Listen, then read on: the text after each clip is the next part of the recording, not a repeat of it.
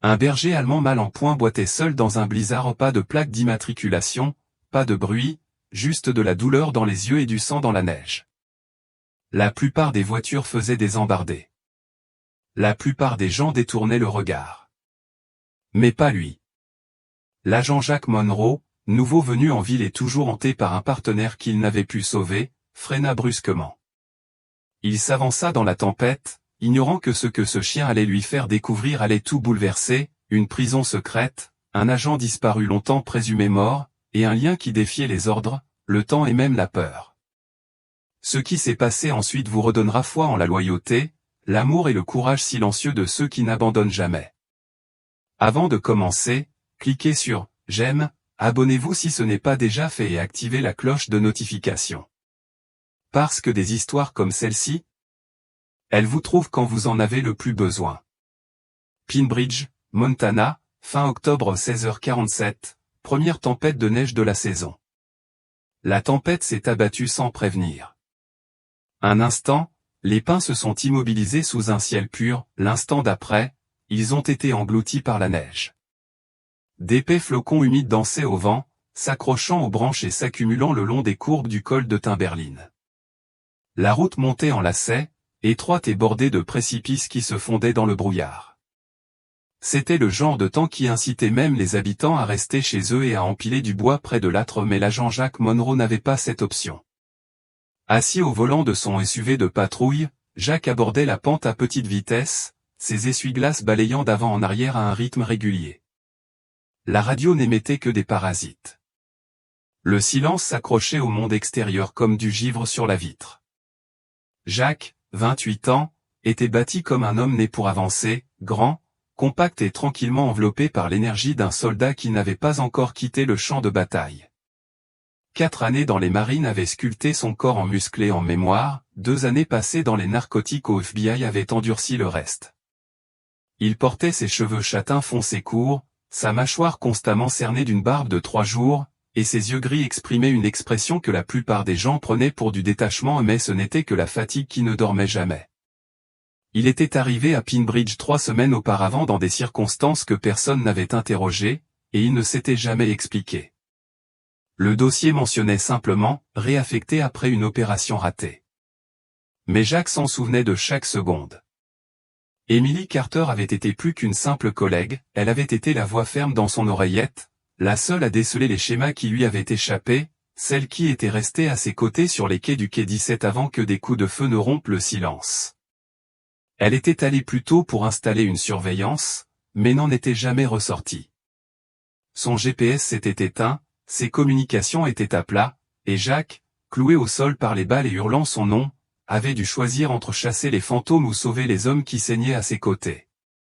Le FBI l'avait classée disparue, présumée morte. Jack ne leur avait rien pardonné, ni à lui-même. La neige tombait plus abondamment, la visibilité était réduite à 9 mètres. Il relâcha l'accélérateur en prenant un virage connu pour son verglas. C'est alors qu'il l'aperçut, une forme sombre, immobile, au beau milieu de la route. Il ralentit. C'était un chien, un grand berger allemand immobile dans la tempête. Jack freina doucement, le SUV glissant de quelques centimètres avant de s'immobiliser. Le vent hurlait tandis qu'il se penchait en avant, plissant les yeux à travers la vitre. Le pelage du chien était un amas de noir et feu, trempé et collé à son corps.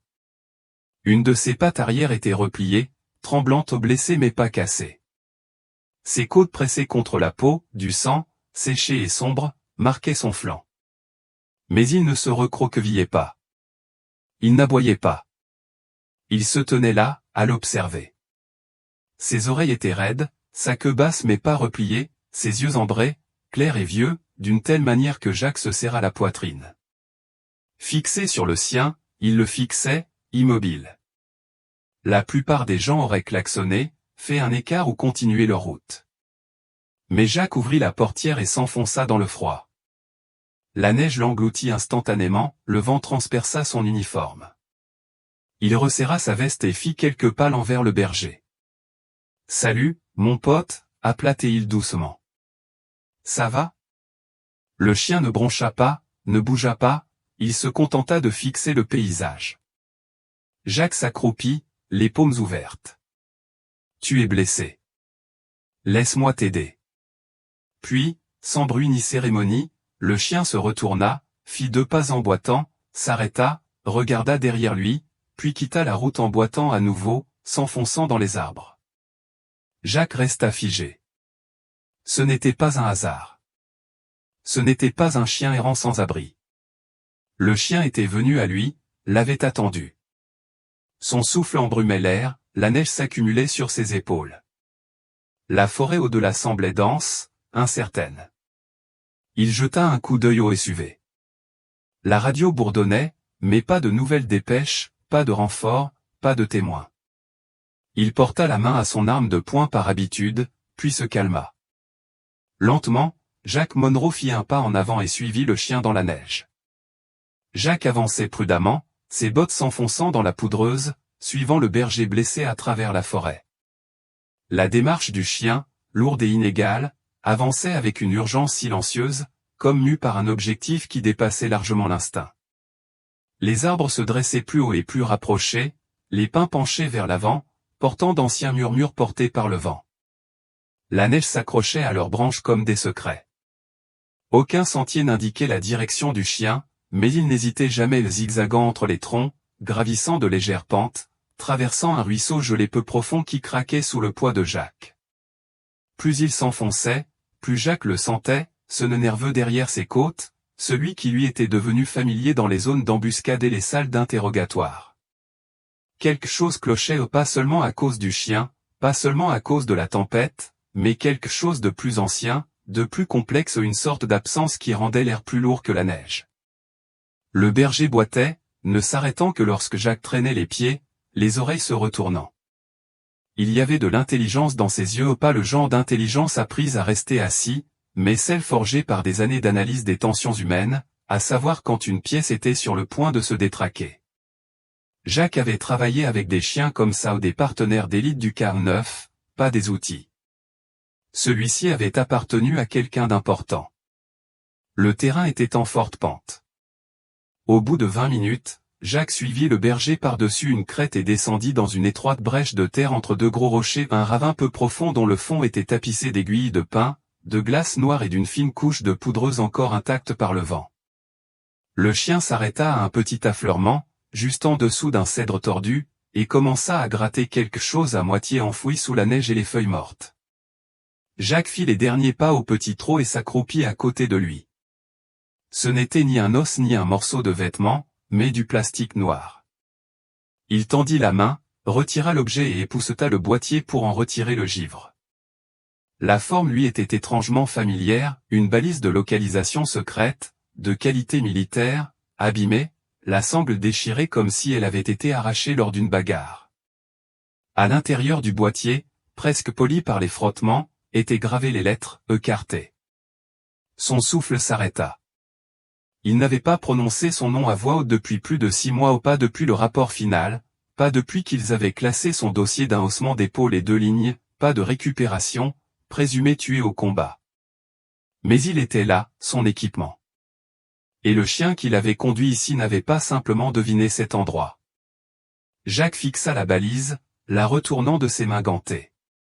L'identifiant était effacé, mais encore lisible, il s'agissait d'une de ces unités hors réseau, réservée aux infiltrations clandestines de narcotiques.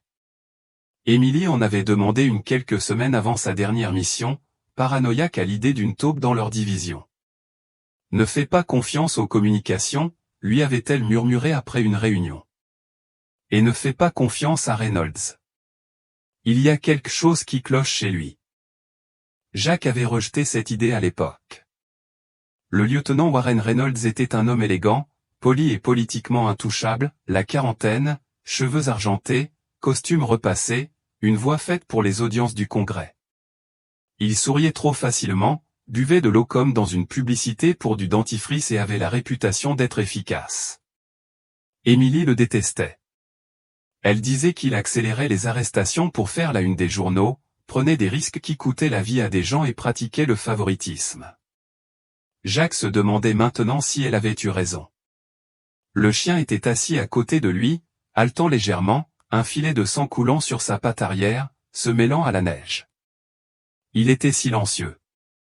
Jacques toucha doucement le flanc du chien. « C'est toi qui m'as amené ici, n'est-ce pas ?» Le berger ne cligna pas des yeux. Jacques scruta la zone, rien. Pas de traces de pas fraîches, pas de traces de pas.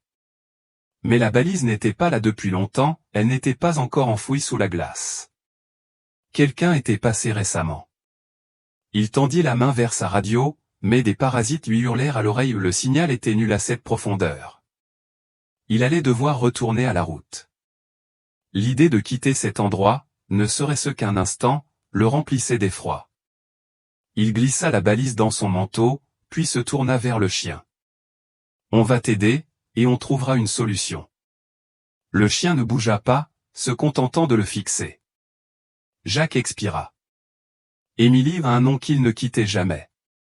Alors qu'il s'apprêtait à repartir, ses pensées revinrent à la dernière mission, le raid sur le quai 17, comment elle avait insisté pour installer elle-même une surveillance, comment sa voix s'était coupée au milieu d'un mot. Il n'avait jamais vu la vidéo, Reynolds avait ordonné qu'elle soit verrouillée et soumise à une enquête interne. Jacques avait insisté une fois ou une seule fois et c'est là que l'ordre de transfert fut donné, Pinbridge. La ville tranquille dans les montagnes que personne ne choisissait vraiment sauf peut-être Émilie. Peut-être avait-elle été envoyée ici. Peut-être n'était-elle jamais partie. Cette pensée résonna en lui comme une douille sur du béton. Il baissa de nouveau les yeux vers le berger. « Tu sais où elle est, n'est-ce pas ?» Pas d'aboiement. Pas de gémissement, juste le regard immobile et solennel d'un animal portant un poids trop lourd pour son corps. Jacques fit une promesse silencieuse, il reviendrait ici, et il ne viendrait pas seul. Ils se dirigèrent vers la pente et entamèrent la lente remontée pour sortir du ravin, le vent derrière eux murmurant entre les arbres comme une voix aux confins du souvenir. La tempête s'apaisa vers minuit, laissant derrière elle une ville plongée dans le silence. Pinbridge dormait sous un épais manteau de neige tandis que les routes. Le silence régnait, les toits scintillaient faiblement sous une lune pâle. Le vent avait cessé de hurler et ne murmurait plus qu'à travers les fentes des vieux volets et des cheminées. Dans son modeste 2 pièces loué à la sortie de la ville, Jacques Monroe était assis, voûté à la table à manger, son manteau toujours sur lui, les mains sales d'aiguilles de pain à moitié fondues et de terre de la forêt. Sur la table reposait la balise de localisation endommagée marquée « E. Carter », à côté, une tasse fumante de café de station-service, refroidie depuis longtemps. La maison sentait la laine humide, le métal et les poils de chien. Shadow était recroquevillé au pied du lit, respirant faiblement mais rythmiquement. Jacques avait nettoyé la blessure à la patte du chien avec la trousse de premier secours de son camion de patrouille et l'avait enveloppé de gaz et d'une chemise de flanelle déchirée. Le berger n'avait pas protesté, il avait simplement regardé Jacques avec ses yeux ambrés, comme s'il comprenait que ce n'était pas leur premier échange silencieux. Lorsque Jacques se dirigea vers la cuisine, Shadow le suivit, lorsque Jacques s'effondra sur le canapé pour une heure de sommeil agité, le chien était allongé à côté de lui, la tête posée sur une patte, secoué de spasmes qui ressemblaient à du chagrin. Des heures plus tard, Jacques reprit la balise et la fit tourner lentement entre ses mains. L'appareil avait été volontairement brisé, un coup franc sur les fils de la batterie l'avait éventré. Celui qui l'avait laissé dans les bois ne voulait pas qu'on le retrouve. Mais quelqu'un devait savoir. Émilie ne serait jamais allée là-bas sans un plan, elle ne faisait jamais rien sans une réflexion approfondie. Il se leva, alla à la bibliothèque et prit un classeur usé sur l'étagère du milieu. Opération puis était le nom de code de l'opération au quai 17. La plupart des documents étaient expurgés ou sous clé, mais il avait conservé quelques éléments, les notes écrites d'Émilie, des photos du plan de l'entrepôt et une carte pliée des environs du site de largage. Il posa la carte à plat sous la lumière. Shadow remua, mais ne releva pas la tête. Jacques parcourut les marges du regard, passant son doigt sur les bords maculés d'encre. Puis il aperçut et faillit la manquer une fine ligne rouge, tracée à la main, à peine visible sous les plis, menant au nord, au-delà du périmètre de l'entrepôt, vers les crêtes de l'arrière-pays, juste à l'extérieur de la ville. Un X irrégulier était marqué près d'un coude de ruisseau, et à côté, de l'écriture rapide d'Émilie, Old Bunker, Northridge. Jacques fixa, Northridge. Il n'avait pas entendu ce nom depuis des années. C'était une petite région forestière au nord de Pinbridge, autrefois utilisée pour les exercices de la guerre froide, aujourd'hui abandonnée et envahie par la végétation. Un groupe d'abris d'urgence avait été construit dans le terrain, camouflé et oublié, seuls quelques-uns existaient encore, les autres étant enterrés littéralement et bureaucratiquement. Il attrapa son téléphone, prit la carte en photo, puis la plia soigneusement et la glissa dans sa veste. Derrière lui, Shadow laissa échapper un gémissement sourd et tremblant. Jack se retourna, le chien tressautait dans son sommeil, ses pattes bougeant légèrement comme s'il courait. Un gémissement profond s'échappa de sa gorge. Jack s'approcha et toucha doucement l'épaule du berger. « Et, murmura-t-il, tu es en sécurité. » Le chien sursauta légèrement, puis cligna des yeux, levant vers lui un regard trouble. Jack était assis à côté de lui, un bras posé sur le dos du chien. Il ne s'était pas permis un tel contact depuis longtemps. Sur la petite table de la cuisine, parmi une pile d'effets personnels qu'il n'avait pas déballés, une photo était posée contre un flacon d'aspirine. Il la ramassa. La photo avait été prise en 2021, lors d'une cérémonie de remise de prix. Sur celle-ci, Emily se tenait droite, vêtue de son équipement tactique sombre, une médaille tout juste remise par un fonctionnaire municipal. Elle paraissait mal à l'aise, souriant entre ses dents serrées, et à côté d'elle était assise une version plus jeune du berger maintenant au pied de Jack, Shadow. La gorge de Jack se serra. Il retourna la photo et découvrit une petite ligne manuscrite au dos, « Au seul gars qui écoute mieux que toi. » Bisous, c'était donc vrai, Shadow n'était pas un chien errant. C'était le chien-chien d'Emily, affecté à son unité après un contrat de 2 ans dans la marine et une formation intensive en intervention d'urgence. Cela expliquait sa façon de se déplacer, sa façon d'observer, la façon dont il avait conduit Jack jusqu'à la balise. Quelqu'un avait tenté d'effacer ce lien, avait laissé Shadow mourir là-bas, blessé et seul, mais il n'était pas parti. Il avait attendu, protégé quelque chose, et quand Jack s'était suffisamment approché, il l'avait trouvé. « Tu n'as jamais abandonné » murmura Jack. Shadow émit un léger grognement et laissa tomber sa tête sur la jambe de Jack. Jack resta assis en silence un moment encore, le poids de la photo dans une main et la chaleur du chien pressé contre son genou. Le chauffage bourdonnait faiblement dans le coin le plus éloigné. Dehors, la neige avait recommencé à tomber. Le lendemain matin, il irait à Northridge. Il n'avait pas d'approbation, et il s'en fichait. Ce n'était plus une question de protocole, c'était Emily qui comptait. Maintenant qu'il savait que Shadow avait été avec elle, une partie de lui croyait qu'elle était peut-être encore en vie. Il regarda de nouveau le chien. « Demain, dit-il doucement, on y va ensemble. » Toujours rien sur les fréquences. Jack se tourna lentement pour essayer d'obtenir un signal plus fort, mais il était complètement mort, brouillé, pas faible. Il plissa les yeux. Son instinct militaire s'aiguisa. Le brouillage des signaux n'était pas accidentel, il exigeait planification, intention et proximité. Shadow se tenait sur le qui-vive près de la trappe, les oreilles dressées, le museau crispé par l'inquiétude. Jack observa le chien renifler l'air et s'avancer, la queue raide, le corps tendu.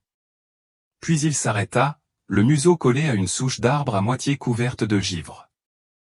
Là, à peine visible sur l'écorce, se trouvait une petite lentille noire pas plus grande qu'un bouchon de bouteille ou une caméra dissimulée dans une encoche de bois, pointée directement sur l'entrée du bunker.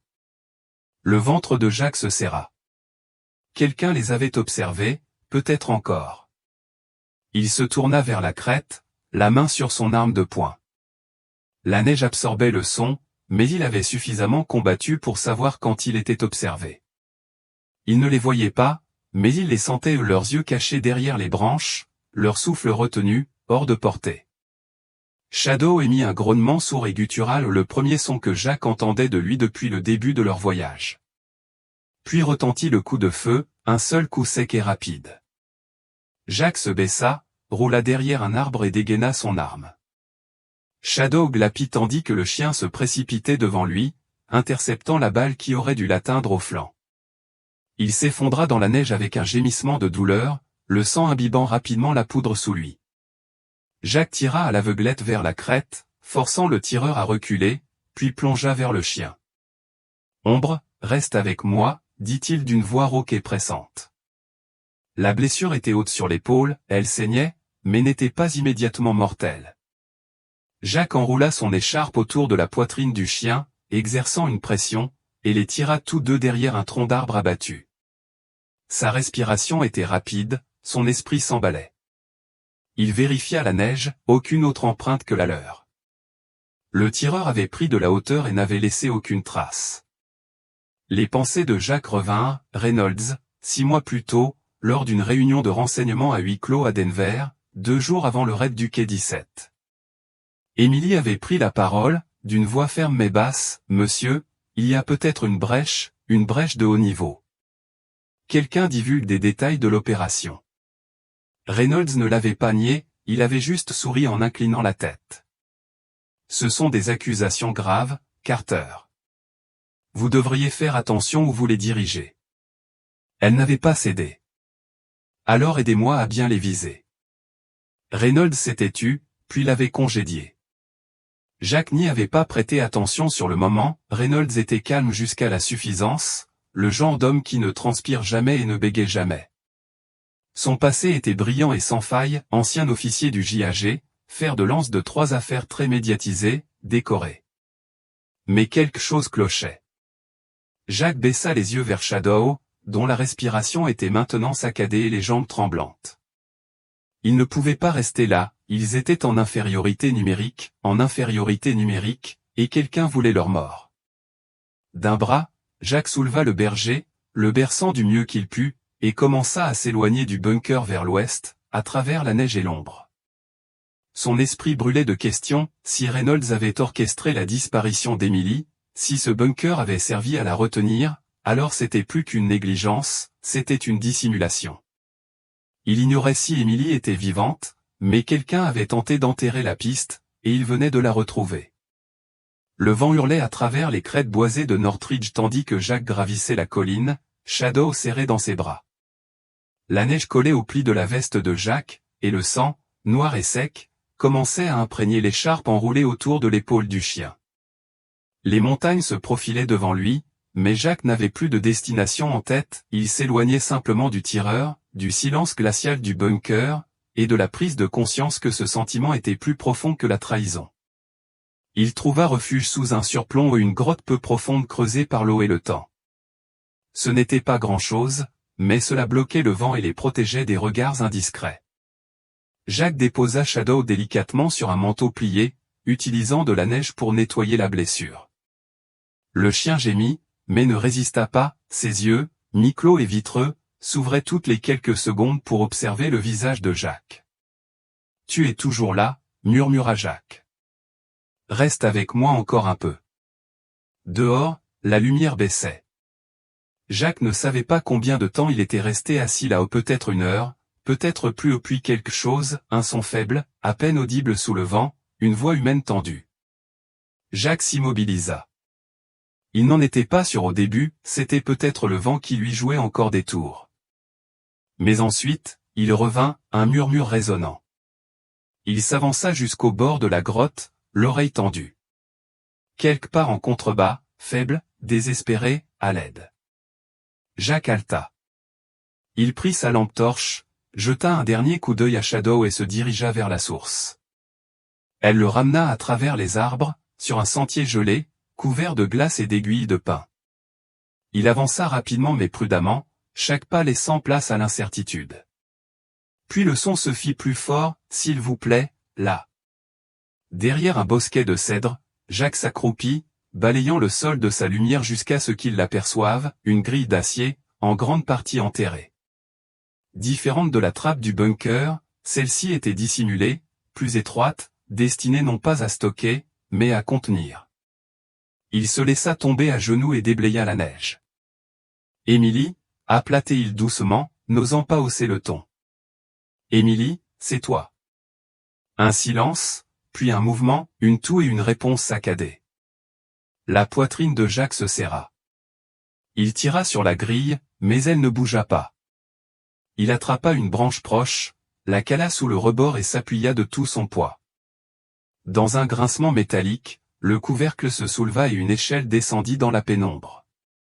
Jacques descendit rapidement, lampe torche à la main. L'air à l'intérieur était lourd, moisi, métallique, vicié. La pièce du rez-de-chaussée était exiguë, avec des murs de béton, une seule ampoule vacillante alimentée par une pile déchargée, un lit de camp, un seau et des chaînes boulonnées au sol. Dans un coin, effondrée mais vivante, se tenait Emily Carter. Elle était plus maigre que dans ses souvenirs, le visage creux, les lèvres gercées, les cheveux noirs emmêlés, mais ses yeux, même enfoncés, brillaient encore de cette lueur obstinée qu'il connaissait si bien. Jacques, croassa-t-elle. Tu es venu. Il se laissa tomber à côté d'elle, le cœur battant la chamade. Tu es en vie. Elle lui esquissa un sourire las, à peine visible. Il vérifia les chaînes, l'une s'était déjà détachée, l'autre était rouillée et cassa sous une forte traction. Il la soutint doucement tandis qu'elle se penchait vers lui, le souffle court et le corps tremblant. « Qui a fait ça ?» demanda-t-il. « Reynolds, dit-elle d'une voix rauque. Il gère tout. » Jacques se figea. Emily toussa bruyamment avant de poursuivre, il ne se contentait pas de divulguer des informations, il a tout construit. Drogue, armes, grâce aux raids du FBI. Il nous utilise pour nettoyer la scène, puis filtre les vrais produits grâce à des contacts au marché noir. Et vous l'avez découvert. Elle hocha la tête. Je me suis trop approché. J'ai tout noté, j'ai tenu un journal, nom, heure, lieu. Je l'ai caché dans ma botte. Ils ont tout pris, mais ils n'ont rien trouvé. Sa main tremblait tandis qu'elle tendait la main vers une petite fissure dans le sol sous le lit. Elle en sortit un petit carnet relié en cuir, usé et taché par l'eau, mais intact. Jacques le prit, feuilletant des pages remplies d'entrées codées, de cartes, d'initiales, de symboles ou des années de travail d'infiltration. Il pensait que j'étais morte, murmura-t-elle. Mais Reynolds, il voulait en être sûr. Jacques serra les dents. On sort, tout de suite. Emily secoua lentement la tête. Attends, où est Shadow? Jacques hésita. Il est vivant. Blessé, mais vivant. Des larmes lui montèrent aux yeux. Il resta. Pendant tout ce temps, il ne partit jamais. Jacques l'aida à se relever, un bras autour de sa taille. Elle pouvait à peine marcher, mais chaque pas était guidé par quelque chose de plus profond que la force. Ils retournèrent à l'échelle et, tandis qu'ils grimpaient dans la lumière déclinante du jour, Jacques sentit le poids de quelque chose se déplacer, non seulement dans son dos, mais aussi en lui. Ils atteignirent la grotte juste au crépuscule. Shadow leva faiblement la tête, sa queue cognant légèrement contre son pelage. Emily s'effondra à côté de lui caressant les oreilles de ses doigts tremblants. « Je savais que tu monterais la garde, » murmura-t-elle. « Bon garçon. » La nuit enveloppait la forêt d'une obscurité si dense que même la neige ne parvenait pas à l'éclairer. Les arbres se fondaient dans l'ombre, et chaque rafale de vent hurlait comme un avertissement. Mais Jacques Monroe ne s'arrêta pas, Emily Carter faiblement appuyée contre son épaule et Shadow boitant juste devant lui, il avançait à travers les pins comme si quelque chose d'ancien et d'implacable les poursuivait. Et c'était peut-être le cas. Emily pesait sur lui comme une plume, mais elle était vivante. Elle n'avait pas parlé depuis leur départ de la grotte, sa tête reposée contre sa poitrine, les yeux mi-clos. Elle était épuisée, son corps n'était plus que l'ombre de l'officier qu'elle avait été. Pourtant, quelque chose brûlait en elle, une lueur de défi qui ne s'était pas estompée. Ses doigts serraient le carnet relié de cuir contre sa poitrine comme s'il portait le poids de sa vie. Shadow trottait juste devant, d'une allure inégale, mais toujours le nez au vent. Il s'arrêtait de temps à autre, vérifiant l'air, jetant un coup d'œil en arrière. La blessure à son épaule s'était rouverte sous l'effort, laissant des gouttes rouges dans la neige, mais le berger ne faiblit pas. Il n'avait qu'une tâche à accomplir, les ramener à la maison. La respiration de Jacques était courte et saccadée, embrumée par le froid. Ses bras lui faisaient mal à force de porter Emily, et ses pieds le piquaient à chaque pas sur le sol irrégulier et gelé de la forêt. La neige tombait plus vite, tourbillonnant autour d'eux en nappes argentées, comme pour les cacher ou les piéger. Loin derrière, les arbres craquaient et le vent charriait quelque chose de plus lourd que le son, la certitude que le temps était compté. Ceux qui avaient tiré sur Shadow savaient qu'ils avaient échoué, ils reviendraient, mieux armés, plus désespérés. Jacques avait déjà vu ce genre de panique, lorsque le pouvoir filait entre des mains cupides, cela devenait toujours violent. Mais ils avaient maintenant les preuves, le carnet d'Emily, le badge, le bunker et la vérité. La vérité que Reynolds avait tenté d'enfouir sous la neige. Jacques déplaça légèrement Emily et murmura, on y est presque. Elle remua, la voix sèche et chuchotée, il est toujours devant. Ouais, dit Jacques. Il n'a pas regardé en arrière depuis des kilomètres. Emily esquissa un léger sourire. Tu me protèges encore, même maintenant. Jacques ne répondit pas, la gorge trop serrée. Ils traversèrent la partie la plus dense du bois vers 3 heures du matin et pénétrèrent dans une clairière où la neige était plus épaisse, intacte. Jacques connaissait l'endroit, c'était près du col de Timberline, à moins d'1 kilomètre de l'ancien poste de garde forestier. Il s'arrêta pour reprendre son souffle, protégeant Emily de son manteau tandis que Shadow s'arrêtait près de la lisière des arbres, l'oreille tendue. C'est alors que Jacques le vit, un éclair blanc, aveuglant, venu d'en haut, puis un autre. Un grondement lointain traça le silence. Jacques leva les yeux à un hélicoptère, pas militaire, pas les hommes de Reynolds, des secours. Le projecteur balaya à nouveau la clairière, capturant Jacques dans son faisceau. Il leva la main, agita frénétiquement la main, puis regarda Emily où ses yeux s'ouvrirent brusquement, un éclair de soulagement les traversant avant de se refermer. Shadow émit un aboiement bref et aigu, puis s'effondra sur la neige, la queue frémissant légèrement. L'hélicoptère descendit lentement, les rotors fouettant les arbres, la neige tourbillonnant comme une tempête de cendres. Une trappe latérale s'ouvrit et 2 secouristes descendirent, vêtus de vêtements d'hiver et de harnais tactiques. L'une d'elles, l'agente Marissa Kent, une femme d'une trentaine d'années, aux cheveux noirs tressés et au regard perçant, rejoignit Jacques en premier. « Vous êtes Jacques Monroe » cria-t-elle par-dessus le rugissement.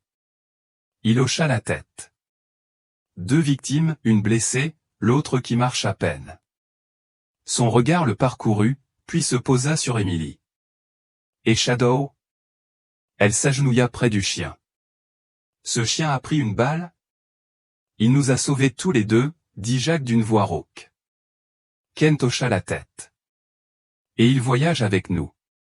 En quelques minutes, ils étaient en l'air. Jacques était assis à côté d'Emily, Shadow allongé par terre, son manteau toujours enroulé autour de ses épaules. Sa main trouva la sienne sous la couverture, une prise faible mais ferme. Sous eux, la forêt rétrécissait, et l'obscurité aussi. À leur arrivée à l'hôpital régional de Pinbridge, la scène devant les urgences était une frénésie contrôlée, véhicules du FBI, voitures de police, uniformes et costumes partout. Jacques aida Emily à sortir, son carnet toujours serré dans ses bras.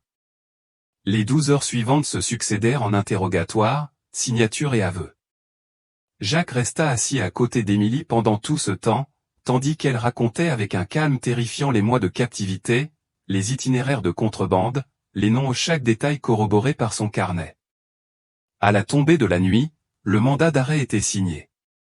Loring Warren Reynolds était arrêté dans son bureau du siège de la division d'État du bureau, en compagnie de 3 agents et d'un responsable logistique. La nouvelle fit l'effet d'une traînée de poudre. Des mots comme conspiration, trahison, mais pour Jacques, ce n'était qu'une conclusion. 3 jours plus tard, de retour à Pinridge, Jacques se tenait devant la clinique vétérinaire. Shadow se reposait à l'intérieur, sous perfusion, sa blessure nettoyée et suturée. Emily, toujours en convalescence, était assise sur le siège passager du camion de Jacques, emmitouflée dans un épais manteau, les yeux rivés sur la vitre du cabinet vétérinaire. « On dit qu'il remarchera » murmura-t-elle. « Il va courir à nouveau » répondit Jacques. Puis vint la visite du chef Sarah Breen. Elle arriva dans son habituel manteau gris, l'écharpe bien relevée, tenant une enveloppe en papier craft. Elle la tendit à Jacques, l'air indéchiffrable. documents de félicitations, médaille de la vaillance, reconnaissance spéciale sur le terrain, réintégration complète, a-t-elle déclaré. Jacques regarda l'enveloppe, puis la regarda de nouveau. Je n'en veux pas. Sarah haussa un sourcil. Alors, qu'est-ce que tu veux? Jacques expira. Un boulot tranquille ici, la police de Pine Ridge, et un chien à la maison. Elle réfléchit, puis hocha lentement la tête. On peut le faire. Le printemps revint à Pine Ridge aussi doucement qu'il avait disparu. La neige avait fondu depuis longtemps sur les toits, et les sentiers de montagne furent remplacés par les premières fleurs sauvages et le chant des ruisseaux fondants. Une brise agita les pins, apportant des senteurs de terre chaude et de douceur, de bien-être. Cela faisait exactement 1 an. 1 an depuis la nuit où Shadow avait conduit Jack Monroe dans les bois enneigés. 1 an depuis qu'Emily Carter avait été extirpée des profondeurs de la terre et ramenée à la lumière. Aujourd'hui, au cœur de la ville, là où se trouvait autrefois un poste de garde forestier abandonné, le sanctuaire des ombres ouvrait ses portes. Ce n'était pas grand, 2 ailes en forme de bras ouverts, l'une pour le centre de thérapie, l'autre pour la rééducation canine. L'extérieur était fait de bois local, de pierres polies et de larges baies vitrées laissant entrer le soleil. Les rires des enfants résonnaient à l'intérieur, se répercutant sur les fresques murales représentant des chiens courant à travers forêts et prairies. La plus grande fresque représentait un berger allemand recroquevillé sous un arbre, le regard attentif, le corps apaisé. La véritable ombre gisait non loin de là, allongée sur une épaisse couverture sous une plaque en bois gravée à son nom. Âgé de 8 ans, son pelage avait retrouvé son éclat, même si son épaule droite portait encore une cicatrice à l'endroit où la balle l'avait transpercé. Son regard était calme, sa présence assurée. Autour de lui, les enfants se rassemblaient silencieusement, sans faire trop de bruit, comme s'ils avaient tous compris d'instinct que ce chien avait traversé l'obscurité et était revenu avec quelque chose de sacré. Une fillette d'environ 9 ans s'agenouillait à côté de lui. Elle s'appelait Ava, petite et pâle, avec des cheveux blonds clairsemés et un pull bleu de taille trop grand. Elle avait été amenée au centre 6 semaines plus tôt, confiée à sa tante après avoir été retirée d'un foyer violent. Ava n'avait pas prononcé une phrase complète depuis des années, pas depuis l'âge de 5 ans. Le traumatisme avait figé quelque chose dans sa gorge, les mots se transformaient en peur, et le silence en survie. Mais Shadow ne lui demanda pas de parler.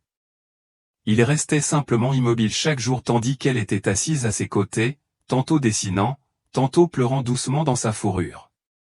Aujourd'hui, jour de l'ouverture du centre à la ville, Ava se pencha en avant, effleura doucement le dos du berger de sa main et murmura aussi faiblement que le vent faillit l'emporter, « Je n'ai plus peur ».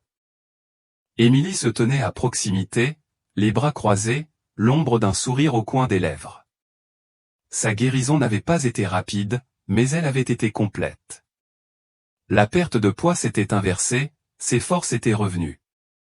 Elle gardait désormais les cheveux plus courts, un choix pratique, mais aussi symbolique, comme si elle se débarrassait du passé centimètre par centimètre. Son nouvel uniforme n'était pas un badge, c'était un gilet polaire bleu brodé de l'inscription « Directrice du programme second Shadow ».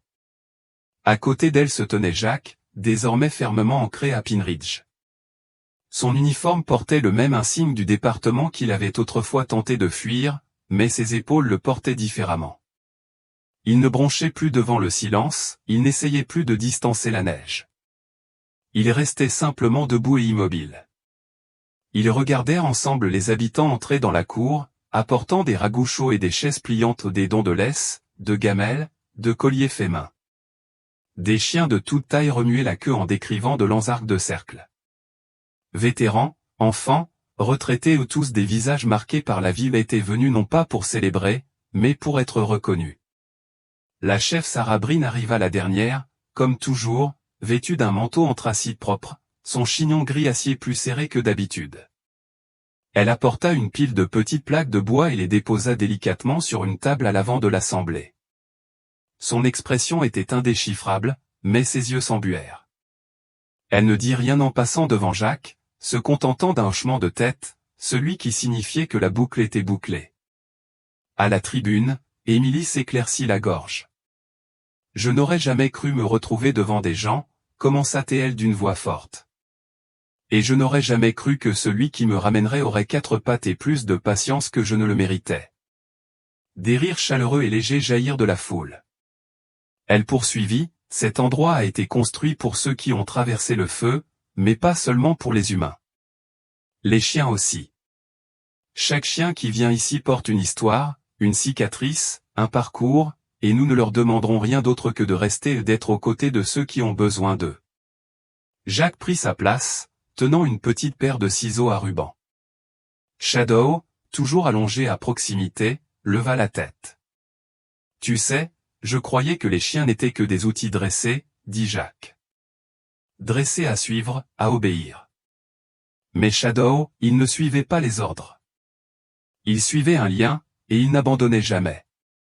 Il regarda Ava, toujours assise à côté du berger. S'il nous a appris quelque chose, c'est que la guérison ne vient pas toujours fort. Parfois, elle arrive discrètement, le nez en premier, avec un battement de cœur à côté de vous dans l'obscurité. Ils coupèrent le ruban. Des applaudissements suivirent pas tonitruants, mais doux, comme la pluie qui tape sur les fenêtres, le genre d'applaudissements qu'on donne quand les mots sont trop courts. Plus tard, alors que le soleil baissait et que les familles commençaient à rentrer chez elles, Jacques s'assit sous l'arbre à côté de Shadow. Émilie le rejoignit, une tasse de chocolat à la main. « Tu aurais cru que ça finirait comme ça ?» demanda-t-elle. Jacques contempla le sanctuaire, les terrains de jeu, les sentiers, le jardin d'enfants qui commençait à fleurir. « Non, dit-il, mais je suis content qu'il soit né. » Shadow posa sa tête sur la botte de Jacques, sa queue produisant un léger coup. Émilie sourit. « Et maintenant ?» Jacques haussa les épaules. « Demain, entraînement avec un nouveau chien adopté, un golden retriever nommé Finn. Il adore mâchouiller les bottes. » Émilie gloussa. « Il s'intégrera parfaitement. » Et tandis que les derniers rayons du soleil peignaient le sanctuaire en or, le vent traversait les arbres comme un murmure du passé, non pas un avertissement, mais un rappel, ils avaient trouvé le chemin du retour. Nous ne choisissons pas où nos histoires commencent, mais nous choisissons qui marche à nos côtés. Shadow n'était pas qu'un chien, c'était un souvenir qui refusait de se taire, un battement de cœur qui persistait alors que tous les autres étaient partis. Il n'a pas seulement trouvé un foyer, il en a construit un, dans les yeux d'un enfant effrayé, dans la main d'un vétéran tremblant de blessures invisibles, dans la force tranquille de 2 officiers qui refusaient d'abandonner. Shadow nous a rappelé ce que signifie être trouvé, être soutenu et guérir. Peut-être que dans nos vies, la douleur n'est pas toujours visible. Peut-être que la guérison commence par une présence pour un voisin, un ami, ou même un chien oublié dans la neige. Si cette histoire vous a touché, partagez-la avec quelqu'un qui a besoin d'un peu de lumière aujourd'hui. Laissez un commentaire, abonnez-vous et rejoignez-nous pour découvrir d'autres histoires qui comptent, non seulement pour le monde, mais aussi pour l'âme. Que Dieu vous bénisse où que vous soyez dans votre cheminement. Vous n'êtes pas seul, et quelqu'un, comme Shadow, attend de vous accompagner.